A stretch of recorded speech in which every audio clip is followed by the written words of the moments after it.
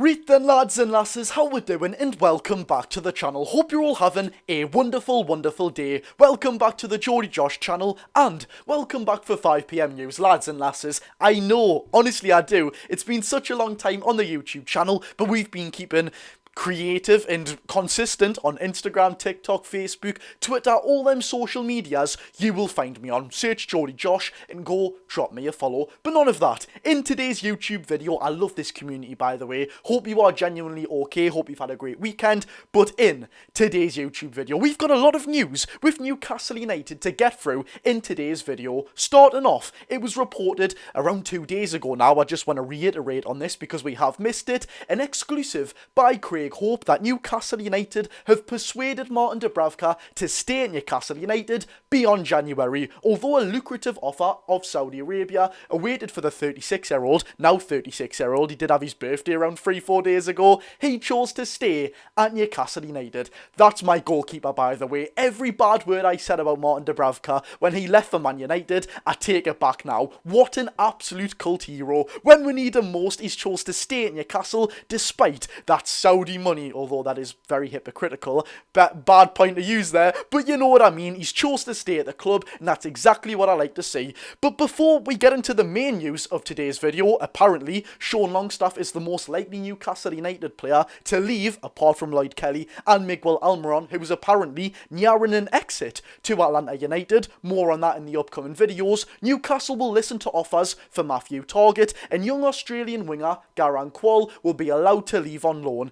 But it's been reported by Fabrizio Romano that Newcastle third choice goalkeeper Odysseas Vlachodimos has rejected a move, wait for it, to Al-Shabaab, the club that was going to sign Martin Dubravka. Does this lot think that our goalkeepers have the magic glove or something? I mean, oh my god, we're being for John Ruddy next. But look, the Greek goalkeeper has turned down that move as he wants to stay in Europe. Now, I know a lot of players get criticism for going to Saudi Arabia, but surely in Odysseas Vlachodimos' case, you'd kind of bite the bullet. You're going to get a better contract, a pay rise, your family's going to be safe in Saudi Arabia, it's nice weather. Honestly, I don't normally like pushing the moves to that country, but that is a very something you'd think about, let's just say that. But ladies and gentlemen, if you do enjoy the video, we'll get into the biggest news in just a second. Hit the thumbs up button and subscribe if you are new for all Newcastle United content. Always a mouthful when I say that, by the way. But yes, let me know down below. In the very bizarre situation of young Ganqual, he's been on 2 loans in his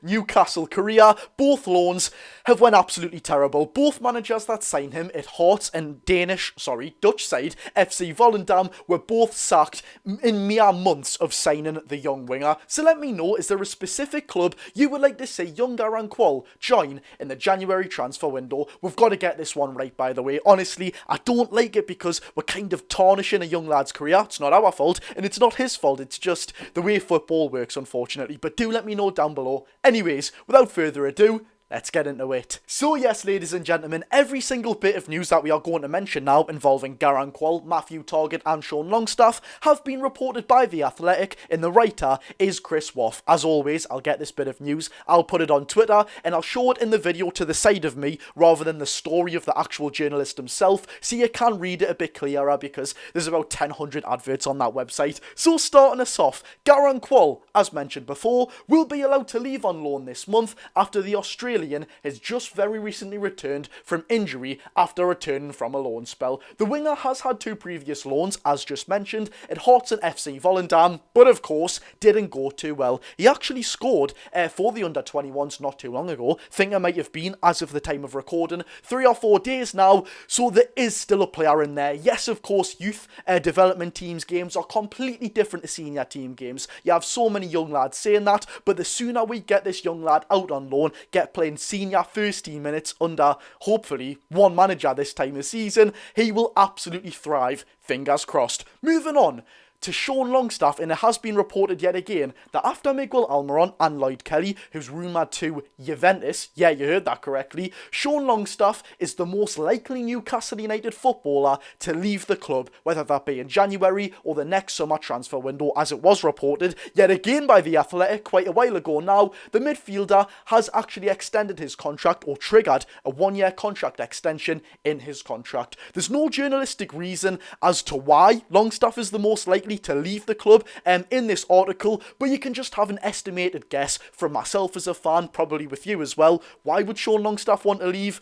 Probably because he's not going to get an absolute sniff in that midfield. He's definitely not getting ahead of Bruno, Joe Linton, Sandro Tonali, maybe even Joe Willock, who, I must say, by the way, I'm going to chuck something out there. Joe Willock has not been great recently, and I know he's had his injury problems, which, yet again, is another big doubt in itself. But when he's played this season, I know he's played on the left wing, on the right wing, not in his natural position, but he really hasn't impressed me. He's looked like he's lost a yard of pace. Anyways, though, young Lewis Smiley will also likely be prioritised ahead of Sean Longstaff, or certainly should be, in my opinion. Not because I think he's actually the better player, but because he's young. He needs to be playing first team minutes to develop as the fantastic player we all know he will become. So, if we were going to sell Sean Longstaff, how much would you take for the midfielder? Obviously, he will have another year on his contract now, putting up his value. Newcastle did not want to lose the player on a free transfer, as he is a homegrown talent, and that will help us in financial fair play if we sell him. But lastly, lads and lasses, Newcastle will reportedly listen to offers for Matthew Targett. Lewis Hall's nailed-on left-back position in that team means that Matthew Targett will be left with limited game time, and damn right it should be as well. Lewis Hall, although a shaky performance against Bournemouth, in my opinion, is the player of this season. Such a young lad, and he's great getting forward,